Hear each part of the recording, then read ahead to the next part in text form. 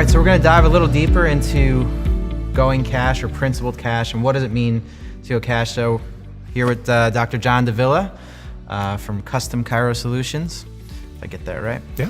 And also a chiropractor. So we're going to dive down into what does it mean. So John, first, thanks for doing this with us. Good to be here. What does it mean? So first, cash. I hear a lot about this. You know, I have obviously lots of thousands of users. Some are on one end of the spectrum, all cash, all the way up to the lots of insurance practices.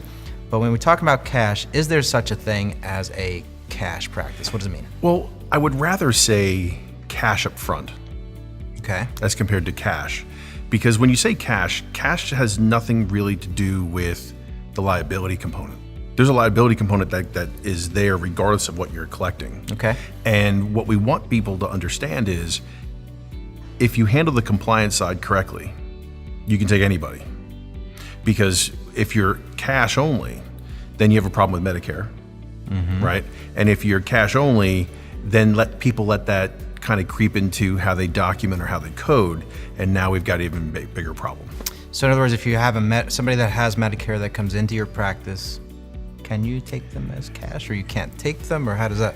Well, you see, as chiropractors, as of today, right, we can't actually see patients for cash under a private contract. So if you're going to see a Medicare patient, you have to be able to see them and then at least submit the bill for them.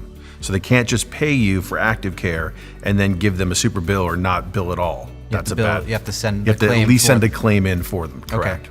All right. So once you're sending a claim for them, and or they have Medicare, even if you could do a super bill, you're still required to document up to Medicare standards. That's the part that we run into all the time. See, the biggest issue we see with doctors who say I'm cash is they get into this whole big thing about, well, you know what, I'm cash, and because I'm cash, I have lower liability. And that's not the truth. Remember, this is a saying that we have that we try and get through to people is you always document the code, never the payer. Right. So the code is the most important component. Now, why is that important? Well, that's important because if you document what you're supposed to document, what we found is that there's what we call freedom from boundaries. Okay. It's almost as if I understand what my rules are that I have to follow, if I follow them, then I don't have any, there's no downside, there's no backside, there's no burden I have to carry. If I just do what I'm supposed to do and be done with it, I have no issues. So if you actually do it correctly, you're done. So you mean regardless if it's actually a cash patient with no Medicare, if they have Medicare, if they have Blue Cross? Yeah, that game's the same regardless of who the patient is. Okay, so you just code based on, you document according to what their diagnosis is or what their procedure codes are, or both? Or? Well, actually, when you get into what Fred's going to talk about later, you're going to find out that Fred's going to talk about 3 different types of care. He's going to talk about, how to be able to get someone to understand what long-term corrective care is. Right. And then from there, long-term supportive care, like long-term lifetime patients. Right. Well, within that whole process, there's basically, the way we look at it, there's 3 components. You have a therapeutic phase, you have a corrective phase, and then after the patient's corrected, you have a long-term supportive or a lifetime patient. Okay. So within that, that's the patient conversation. That's patient education, right? In our world, from a coding standpoint, it's active or wellness, because if it's active care, that's the therapeutic phase. Everything else from a coding perspective is wellness care. And if you do that correctly, that has no bearing on who the payer is. Okay. So let me make sure I get this. If they're if they literally, let's say they have no insurance. There's self-pay. And they are a cash, like total self-pay patient. Right. They come in. Now we're talking state boards, right? Yeah. That's your minimum. That's who you're required to document for at this point, right? So now Correct. They're a cash patient. They're technically under active care because of their condition they came in for. Are you required by your state board typically to have to document to the coding like you just mentioned? That's a great question. If you look at states like North Carolina or states like Colorado, their documentation requirements are even higher than what Medicare is. And that's in their rules. Okay. We've seen from different boards that the standard of care is what's written in CPT and ICD-10.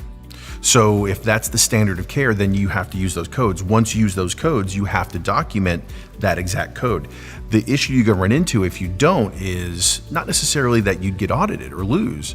And this is the part about freedom, right? Freedom from having to worry about the burden. And let's say, God forbid, something happens to the patient.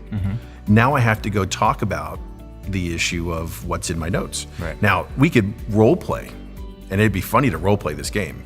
It's like, okay, you be the board, I'll be the doctor. And you ask me, how come I didn't take good notes? Why didn't you take good notes? Because they were self-pay. Yeah. What's your answer to that, Mr. Board Chairman? Give me your license? Yeah, exactly. So that's the reason why this game has nothing to do with who the payer is. If they're self-pay, they're self-pay, great.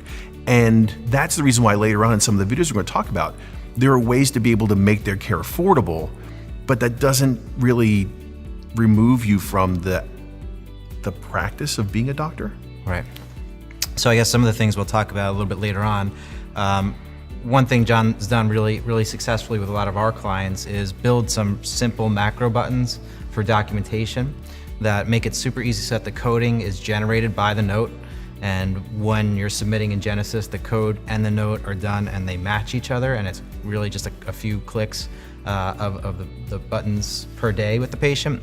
The other thing is the compliant coupons, which I know you'll get into. Right, and that's the later. part. That's the part where we have to talk about. Well, my board said I can. Right. And that's the problem that I've run into there. Well, my board, like a great example, there's a state in the lower half of the United States that has a rule. We won't say who the state is, but they have a rule that says I can give up to whatever I want, give things away for free. Okay. Well, we have to look at the actual food chain. Okay, we have the little fish, then we have the bigger fish, then we have the biggest fish.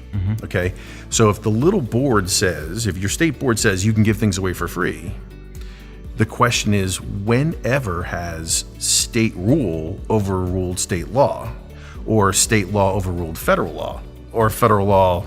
You see what I mean? So if your state board says you can give things away for free, that's great. I have no problem with that. The issue you're going to run into is, what does the federal government say when it comes down to how you deal with federal beneficiaries? And that's the question. So what we've built is a program based upon Office of Inspector General opinion, how to give a discount legally without having the patient have to buy into it. So once we have that program set up for you, we show you exactly how to build those care plans. You could actually discount correctly. And later on, Fred and I are going to talk about how to build value while discounting, but not the same way you think of discounting like Walmart. Gotcha. One more question for you. Major med insurance patient comes in, you're a cash practice, you say, I'm going to give you a super bill. Everything's good so far. Yeah. Right? Let's say, who knows what level of documentation you're doing, but is there a way that you could wind up in that circumstance actually getting audited by that insurance company, even though they didn't actually pay you? Yeah, that's one of the things. See, there's two different issues. Okay. Right? So let's take the first one. The first one is, do patients like to get reimbursed? I think so. Okay. So if they like to get reimbursed and you don't have a good profile and the insurance company shuts you off quickly, how happy are patients when you told them they were going to get X, but they got 20 minus X? Right. You know what I mean? That type issue. So when that happens, if your profile's not very good and you're not billing it correctly or giving it correct to the patient to send in, and the insurance company shuts you off, the patients aren't happy, right? And that's how we get a lot. We see a lot of practices who have the problem where patients self-dismiss no matter how well you educated them, because financially it just doesn't match what you sold them. Right. So now that's A. B is, I give the patient a super bill, and I give the patient a super bill, and I give the patient a super bill, and like we're talking about later on with Fred, there's a therapeutic, a corrective, a long-term supportive / lifetime patient. In that situation, giving the patient a super bill throughout the entire case does nothing to help you. Because now the patient is getting reimbursed, or claims are being reviewed for visits that go on for 10 or 15 years, but there's no frequency change, there's no issue change, there's no diagnosis change, there's no change in the documentation. So now that's where the problem comes in, because now your profile to the insurance company looks like long-term wellness care, which is what it is. And when that happens, then you can get a review letter. And you were asking, let's say I didn't even get a check from the insurance company, can I be reviewed? The answer is yes. We're dealing with someone right now in the Northeast. They're looking down the barrel of a $600,000 review. and they're a cash practice. And they never actually got the money from the insurance company, but they did get it from the patient. Correct. And the issue is that they misrepresented the service to the patient, and that caused a false claim. Wow. Okay. All right. So hopefully you're starting to understand that going cash is not something that you could flip the switch off and now you're a cash practice. There actually is a lot of requirements. There's still some things out there. So that's why some of our clients, when facing this with John that work with them and they thought they wanted to go cash, because of the automation with Genesis, they actually are able to still take insurance, but actually do things correctly. But either way, you can go cash or you can still collect some insurance. You do make more money with insurance. Our goal is to, if you want to collect insurance, that you are able to do so, but feel like you're a cash practice. That doesn't matter if you want to go cash still, that's still, either way, you're going to need to understand the things that John's talking about, the technology that's going to go into automating all those steps. We can even automate sending super bills if you want to do that way. But I think one of the biggest things is getting into mindset and understanding and thinking about what this is. Because I've heard a lot of, well, if you go cash, you're more principled, or if you, you're more philosophically sound. I just think it's kind of interesting that philosophy only started when insurance started paying less. Correct. But exactly. all of a sudden, everybody's more principled. Yeah, all my philosophy people are just like, I don't take insurance because I'm more principled. Because I'm more principled. That doesn't make sense. It doesn't change the conversation you have to have with the patient to convert them from wherever they are to a lifetime care. In many cases, and you could argue that it actually, having insurance helps you have the conversation and overcome the objection that many people have about who's responsible for and their the funniest health. thing is some of the clients that we share, the ones that are the biggest practices, most principled, like high-end spinal corrective guys and girls, they collect insurance. Yeah, absolutely. And they talk about the principle every day. Yeah, absolutely. Now, they're not 90% insurance, 10% cash. Right. Because I think even my highest insurance-based practices are still only 20 to 25% insurance collections. Yeah. So it's not like it was in the 90s where it was 80-20.